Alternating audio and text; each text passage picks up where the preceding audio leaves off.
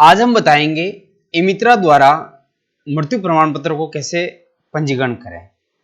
मृत्यु प्रमाण पत्र का पंजीयन किस रूप में किया जाए। तो जैसे ई-मित्र की लॉगिन आईडी से हम डैशबोर्ड पर जाते हैं। डैशबोर्ड में ये होता है home, dashboard, kiosk detail, financial service. तो ये सर्विस में आएगा। सर्विस के अंदर अवेलेबल सर्विस और इसमें हो जाएगा यूटिलिटी। तो फ्री सर्च सर्विसेज में टिक करेंगे हम।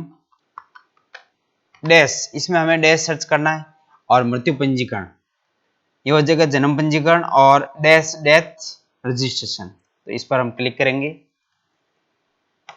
Are you sure you want to redirect to third party portal, यानी इससे हम कोई तीसरे पोर्टल पर जा रहे हैं।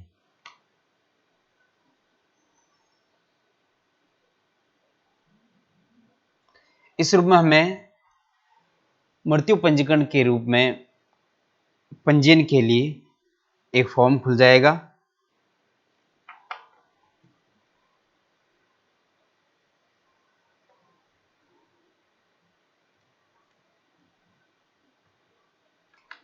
जैसे हमारे पास ये फॉर्म हुआ आवेदन हेतु ई-मित्र कियोस्क का आवेदन पर पत्र भरें। आवेदन हेतु ऑनलाइन आवेदन घटना स्थल क्षेत्र के रजिस्ट्रार को ही प्रेषित करें। ध्यान रखें, जो भी मृत्यु प्रमाण पत्र है तो उसकी डेथ कहां पर हुई, ये घटना कहां घटित हुई, उसके संबंधित ही क्षेत्र में ये पंजीयन होगा।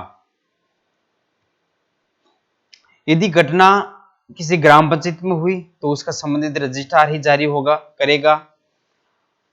और यदि किसी भी व्यक्ति की मृत्यु संबंधित किसी संस्थान में हुई, जैसे हॉस्पिटल है, तो वो यदि उस संस्थान के परिधि के अंदर हुआ तो उसका मृत्यु प्रमाण पत्र उस संस्थान द्वारा जारी किया जाएगा। यदि किसी व्यक्ति की मृत्यु दुर्घटना के तहत हुई तो दुर्घटना के संबंधित क्षेत्र ऑन स्पॉट यदि डेथ हुई तो उस संबंधित क्षेत्र का रजिस्ट्रार कौन है वहीं से ही जारी होगा।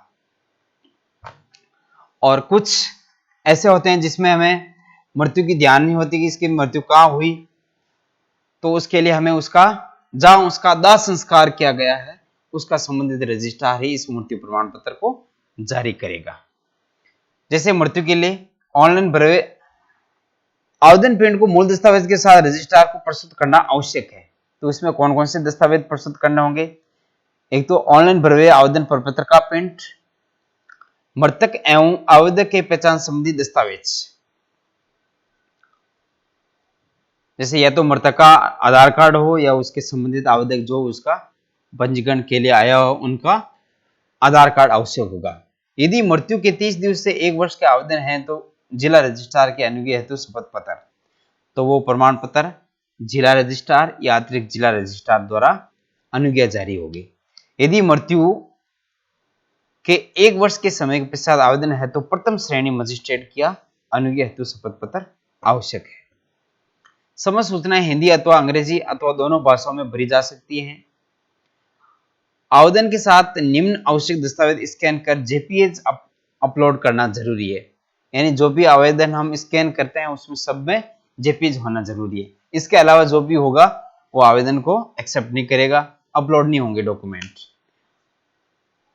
दस्तावेज के रूप में आईडी प्रूफ, एड्रेस प्रूफ, और यदि शपथ पत्र लागू हो तो शपथ पत्र या अनुज्ञा शपथ पत्र जो भी हो हमें इसमें अपलोड करना है। आवेदनकर्ता पंजीकरण की स्थिति ऑनलाइन प्राप्त कर सकता है।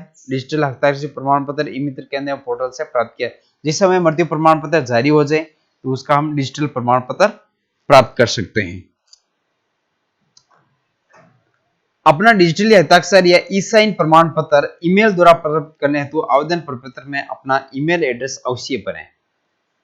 जो भी डिजिटल हस्ताक्षर या ई साइन प्रमाण पत्र है तो उसका हमें ईमेल पर प्राप्त करना है, तो उसके लिए हमें ईमेल आईडी एड्रेस अवश्य भरें, जिससे कि जैसे ही वो जारी होगा तो वो प्रमाण पत्र ऑटोमेटिक संबंधित ईमेल पर आ जाएगा, जिसे हम डाउनलोड करके प्राप्त कर सकते हैं। तो इससे मृत्यु प्रमाण पत्र क्लिक करें, प्रवेश करें। नए आवेदन हेतु तो मृत्यु की दिनांक हो गई, जो भी उसमें डेथ की डेट है उस डेट की डेट को हमें लगा देनी है। पुरुष, महिला या ट्रांसजेंडर जो भी हो इसमें दर्ज करना है। जन आधार अलॉटमेंट संख्या, मृत्यु प्रमाण पत्र में जिसकी भी मृत्यु हुई उसके जनाधार संख्या आवश्यक है।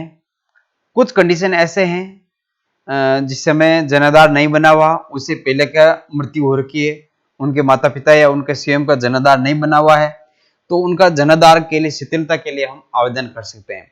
जनाधार शिथिलता के लिए आवेदन के लिए संबंधित रजिस्ट्रार, यानी घटना कहाँ घटित हुई उसका संबंधित रजिस्ट्रार को आवेदक द्वारा एक आवेदन प्रस्तुत करना होगा कि हमें जनाधार शिथिलता के लिए आवेदन करना है। वह जनाधार शिथिलता आवेदन ग्राम विकास अधिकारी या संबंधित रजिस्ट्रार को देंगे। रजिस्ट्रार अपने क्रमांक द्वारा आदेशित कर संबंधित ब्लॉक सांख्यिकी अधिकारी को आवेदन प्रस्तुत करेंगे। ब्लॉक सांख्यिकी अधिकारी उस पर जांच पड़ताल कर उसे जनाधार शिथिलता के लिए आदेशित करेगा। इस प्रकार हम जनाधार में शिथिलन भी प्राप्त कर सकते हैं। वो केवल और केवल संबंधित रजिस्ट्रार के द्वारा ही होगा, उसका आवेदन ई मित्र पोर्टल पर या आमजन पोर्टल पर नहीं है। इसमें मृतक का नाम हिंदी में, अंग्रेजी में और मृतक का यदि आधार नंबर हो तो आधार नंबर पढ़ना है। इसी प्रकार मृतक का पिता का नाम, माता का नाम, ये दोनों भाषाओं में पढ़ना आवश्यक है। मृतक के पति या पत्नी का नाम हिंदी में या अंग्रेजी में। कई बार मृतक की मृत्यु होती है तो उसकी कई बार देखा जाता है प्रॉब्लम आती है कि उसके दो पत्नियां हैं, तो इसमें पत्नी का नाम, कौन सी पत्नी का नाम दर्ज करें, प्रथम या सेकेंड, तो उसके लिए निर्भर रहता है कि वो कौन से धर्म की है। यदि हिंदू धर्म की है तो उसके पत्नी का नाम जो प्रथम पत्नी है उसी का आएगा। यदि प्रथम पत्नी से उसने तलाक लिया तो उसके दूसरी पत्नी का नाम आएगा, अन्यथा दूसरी पत्नी का नाम उसमें एंट्री नहीं होगी।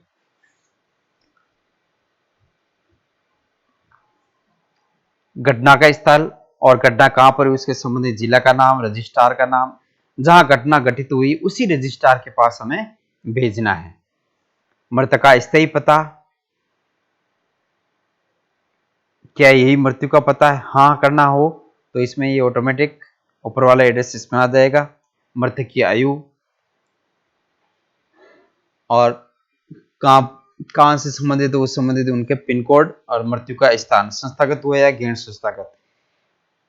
संस्थागत हुआ तो संस्थागत अस्पताल का नाम लिखना होगा, कौन सा अस्पताल में हुआ, और गैर संस्थागत हुआ है तो संबंधित स्थान का नाम कहां पर हुई। इतला देने वाले या आवेदक का नाम, उसका मोबाइल नंबर डालना आवश्यक होता है।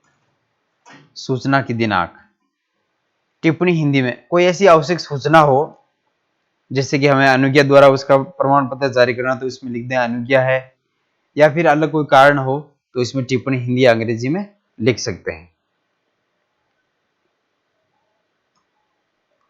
इस प्रकार हम मृत्यु प्रमाण पत्र पर सारी सूचना को अपडेट करके इस प्रमाण पत्र को इंद्राज किया जा सकता है, तथा पंजीकरण के लिए हम इस फॉर्म को आवेदित कर सकते हैं।